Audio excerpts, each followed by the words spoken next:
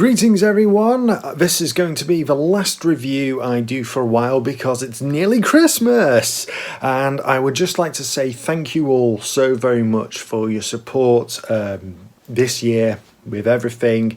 And today I'm going to review a little movie I saw yesterday, Spider-Man No Way Home! Hello again, DC Wood here. First things first, I must apologise for the lack of content on the channel recently. This year, as I keep saying, I've been so busy. Busy with family. Work has been mental more than ever because of the ongoing pandemic. And of course, it's the Christmas shopping period as well. I've been mad busy with theatre projects, as I keep saying. I've been doing the announcement. I did actually return to stage at the end of November for our Phoenix Writes show at Daneside Theatre. I've also been busy writing for Smarkdown, numerous other creative projects on the go. I haven't forgotten about my Arrowverse series. I am going to carry on with it. I am going to finish it one day, and I am going to review the next show. But for now, we are on Spider-Man No Way Home, the 27th film in the Marvel Cinematic Universe. And where are we now? Well, this Spidey movie follows on directly from the events of Spider-Man Far From Home. Peter Parker's secret identity has been publicly revealed. All his family and friends are now in the crosshairs, and he can no longer separate his normal life from that of a superhero. With Peter's world now completely and utterly ruined, he decides to go to Doctor Strange for help, but that only makes things worse. What follows will be the greatest battle of Spider-Man's life, and Peter Parker will be forced to learn what it truly means to be Spider-Man. Before I review the film, I just want to give a big shout out to the Vue Cinema in Newcastle under Lyme. They were absolutely great. All the staff, the entire venue was absolutely fantastic and really made the experience all the more brilliant for me.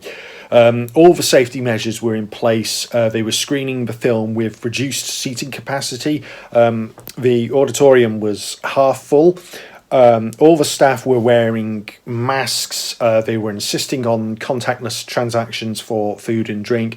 Hand sanitizer stations were at the ready. Cleaning protocols were in place. Everywhere was really clean and tidy. Customers were wearing masks as well, apart from those exempt, of course.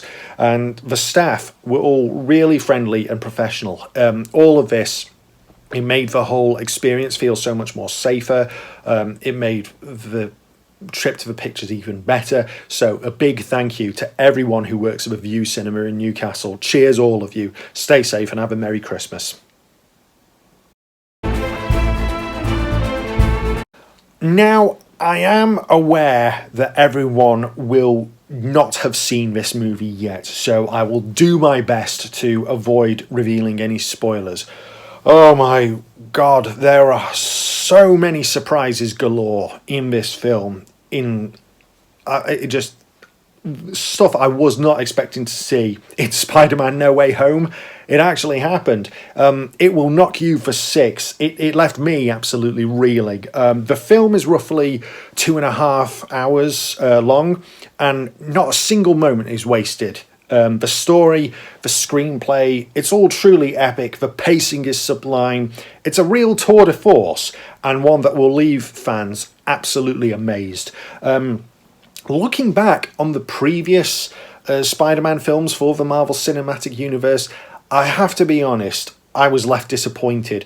Tom Holland won me over straight away as Spider-Man in Captain America Civil War back in 2016, and he remained perfect in Avengers Infinity War and Avengers Endgame, but I always felt he wasn't given the solo Spider-Man movie he truly deserved.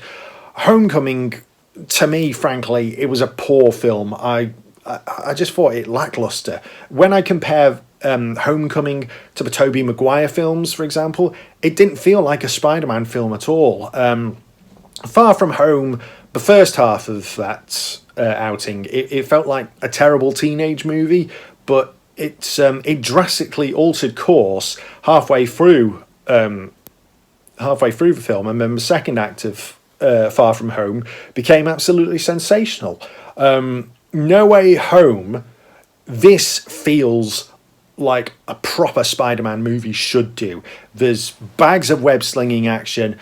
You truly see the struggles of a Peter Parker who's put through the ringer like never before. You have the values, the moral lessons, the brilliant quips and banter, him maturing so much throughout the course of the movie, and above all else, you really get the message of, with great power there must also come responsibility. This feels like a true solo Spider-Man movie, more than previous entries in the MCU have done.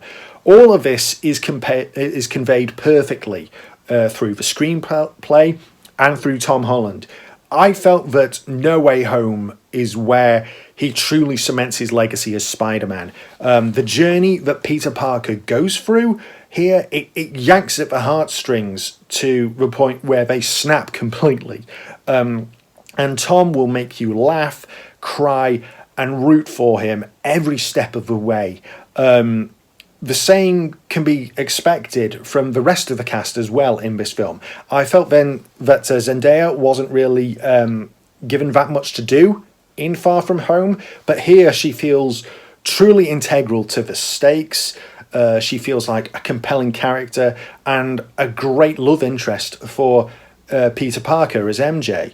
MJ also, she proves vital to the film, as does Jacob Batalon as Ned Leeds, Peter's best friend in the MCU.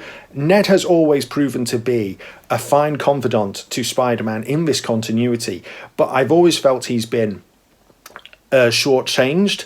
In No Way Home, Ned also proves vital and offers invaluable aid and support to Peter's quest, just like MJ and Jon Favreau, who's back again as Happy Hogan, and of course Marissa Tomei, who cements her legacy in this film as Aunt May.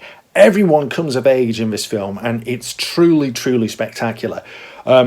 Big shout out as well to the impeccable Benedict Cumberbatch as Doctor Strange. I've always loved Spider-Man Doctor Strange team-ups in the comics, and it's ace to see Tom and Benedict interact and establish more of a relationship than they did in Infinity War. Their relationship proves vital to the course the film takes, and it also set things up even more for Doctor Strange and the Multiverse of Madness, which I'm really keen to see. Everyone who appears in this film are at their peak of their abilities. Everyone in this film, everyone in the cast does such a superb job. Visually, this Marvel Cinematic Universe is stunning. It's what you'd expect. The CGI and the set pieces are stunning. The score is not only evocative, it took me right back to the Sam Raimi Avi Arad days. It's that good, the whole thing. It's just so friendly neighborhood. All I can say and will say is that Spider-Man No Way Home comes so close to achieving absolute perfection, but it just misses the mark, and that annoyed me a little because it juggles all the characters and subplots so wonderfully, almost as masterfully as Captain America Civil War and Avengers Infinity War, Avengers Endgame did.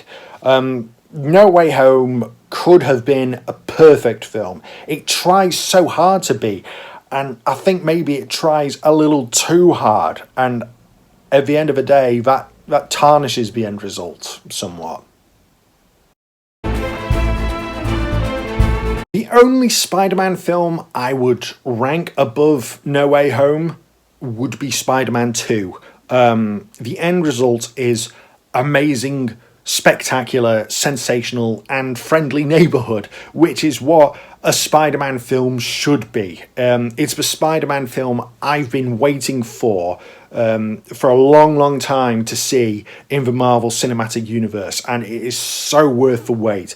A phenomenal story, impeccable acting all round, and a breathtaking experience of the pictures. This is what was sorely needed after everything that's happened in this pandemic. Easily in my top 10 MCU films, easily. Overall rating, 9 out of 10. Spider-Man No Way Home is screening now at all major cinemas. Do check your nearest cinema for viewings and all COVID safety requirements in place. So, what did you all think of Spider-Man No Way Home?